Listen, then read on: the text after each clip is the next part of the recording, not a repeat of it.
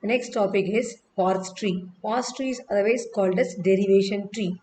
So one way we saw in the last video is how to derive the input string from the given grammar by using the production rules. By numbering the production rules in the right hand side, we are eliminating the non-terminal characters and replacing them with the terminal characters.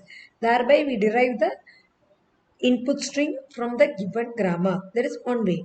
There is another one easy method, and a similar method is called ParseTree. It's a graphical representation of the symbol. The same methodology what we are going to do, we are going to represent in a graphical form. So the graphical form may include how to represent both terminals and non-terminals. Any symbol can be represented here. So always, as we are going to derive from the start symbol, your derivation tree also start with the start symbol. So obviously the root of the parse tree must always will be the start symbol. And all the leaf nodes will be the terminals, end terminals. And all other intermediate nodes will be the non-terminals. And how to traverse the tree. It gives the in-order traversal will use the original input string. This is one way of representing the same production elimination for the given grammar. Now consider the same example we had taken in the previous, where first production rule is S is replaced by AS, and again S is replaced by epsilon. And we are going to derive the input string like A. Same example we are going to discuss now. Now, always the parsing start from root symbol.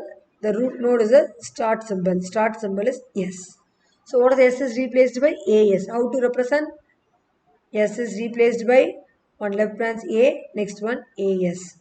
Now, A is the terminal character, S is the non-terminal character. I am going to again derive S is replaced by terminal character and non-terminal character, that is A and S. Now, what I got? When you have the in-order traversal from left node, right node, A, I have only two A's. What is my objective? I should have one A, I have two A, or third A. So, I am going to again derive S is replaced by A, S. Now, I have three A's. Am I right? Now, at the end, I have got my three A's. Now, this S will be replaced by epsilon.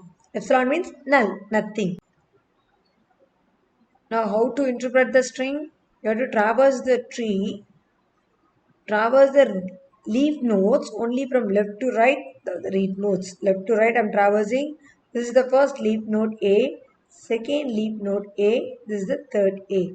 The last one is epsilon. Epsilon means null, so we can ignore this. So when you traverse this, what I am getting? I am getting A. I am having three A's. This is my required input symbol. So the same thing what we are doing using the production rule numbering, we are doing it in the form of trees.